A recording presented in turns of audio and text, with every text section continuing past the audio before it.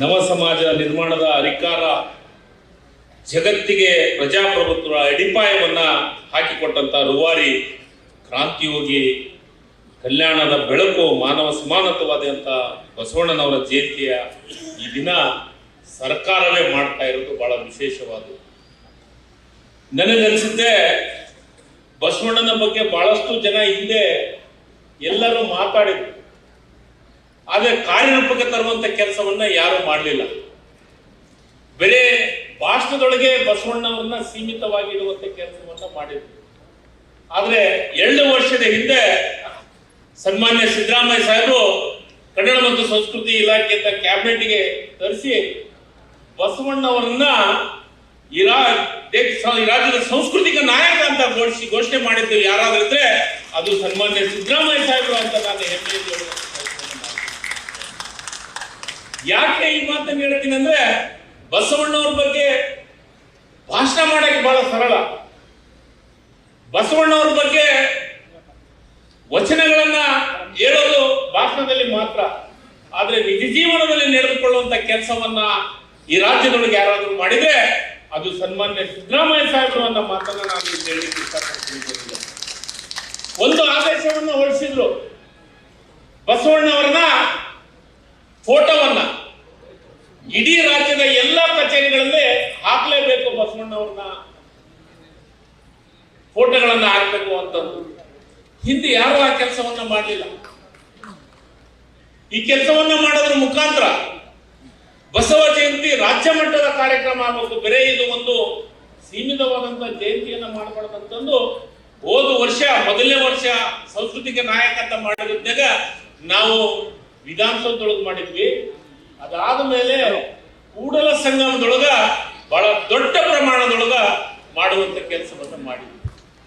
ಈ ಸದ್ಯ ಮೈಸೂರ ಯಾಕೆ ಆಯ್ಕೆ ಮಾಡಬೇಕು ಅಂದ್ರೆ, ನಮ್ಮ ದೇಸಿ ಕೇಂದ್ರದ ಶ್ರೀಗಳು ಇಲ್ಲೊಂದು ಕಾರ್ಯಕ್ರಮ, ಬಸವಣ್ಣನ ಕಾರ್ಯಕ್ರಮ ಮಾಡ್ತೀವಿ, ಆ ಕಾರ್ಯಕ್ರಮಕ್ಕೆ ಮುಖ್ಯಮಂತ್ರಿಗಳ ಇಲ್ಲಿ ಬರ್ತೀನಿ ಅಂದಕ್ಕ ಈ ಕಾರ್ಯಕ್ರಮಕ್ಕ ಸಿದ್ದರಾಮಯ್ಯ ಸಾಹೇಬ್ರೆ ಮುಖ್ಯಮಂತ್ರಿಗಳಾಗಿ ಅದನ್ನ ಕಾರ್ಯಕ್ರಮ ಉದ್ಘಾಟನೆ ಮಾಡಬೇಕು ಅಂತ ಅರ್ಥ ಬರ್ತೈತೆ ಅಂದ ಮೈಸೂರೊಳಗ ಈ ಕಾರ್ಯಕ್ರಮವನ್ನು ಮಾಡುವಂಥದ್ದು. ಯಾಕಂದ್ರೆ ಈ ಕಾರ್ಯಕ್ರಮಕ್ಕೆ ಏನಾದ್ರೂ ಒಂದು ಅರ್ಥ ಬರ್ತೈತೆ, ಆ ಕಾರ್ಯಕ್ರಮ ಉದ್ಘಾಟನೆಗೆ ಅರ್ಥ ಬರ್ತೈತೆ ಅಂದ್ರೆ ಸಿದ್ದರಾಮಯ್ಯ ಸಾಹೇಬ್ರು ಉದ್ಘಾಟನೆ ಮಾಡಬೇಕು ಮಾತ್ರ.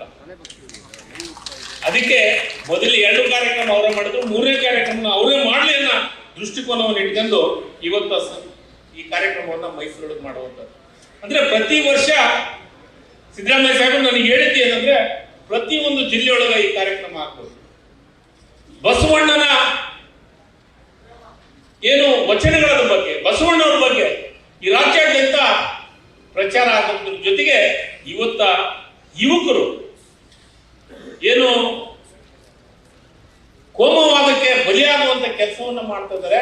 ಬಸವಣ್ಣನ ತತ್ವದ ಅನ್ವಯಗಳಾಗ್ಲಿ ಅನ್ನೋ ದೃಷ್ಟಿಕೋನ ಇಟ್ಕೊಂಡು ಪ್ರತಿ ವರ್ಷ ಒಂದೊಂದು ಜಿಲ್ಲೆಯೊಳಗೆ ಕಾರ್ಯಕ್ರಮ ಮಾಡಬೇಕಂತ ನಿರ್ಧಾರವನ್ನು ತೆಗೆದುಕೊಂಡಿದ್ದೀವಿ.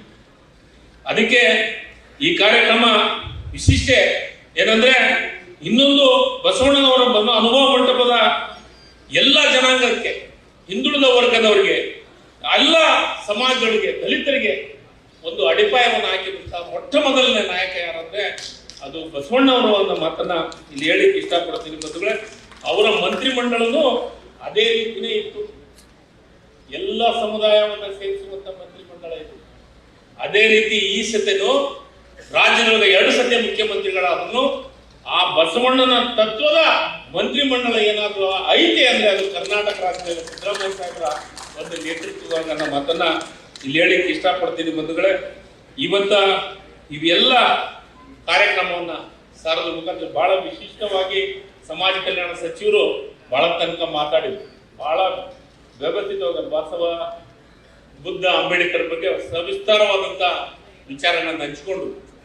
ಅದಕ್ಕೆ ನನಗೆ ಮುಖ್ಯಮಂತ್ರಿಗಳು ಬಹಳಷ್ಟು ಕಾರ್ಯಕ್ರಮ ಇರೋದ್ರಿಂದ ನನಗೆ ಜಾಸ್ತಿ ಮಾತಾಡಲಾರ್ದೆ 1-2 ಮಾತುಗಳು ಮುಗಿಸು ಅಂತ ಹೇಳಿದ್ರೆ, ಆದ್ರೆ ವಿಶೇಷವಾದದ್ದು ಇನ್ನೊಂದು ಏನಂದ್ರೆ, ಈ ಬಸವ ಪುರಸ್ಕಾರವನ್ನು ಮಾಡ್ತೀವಿ ಪ್ರತಿ ವರ್ಷ.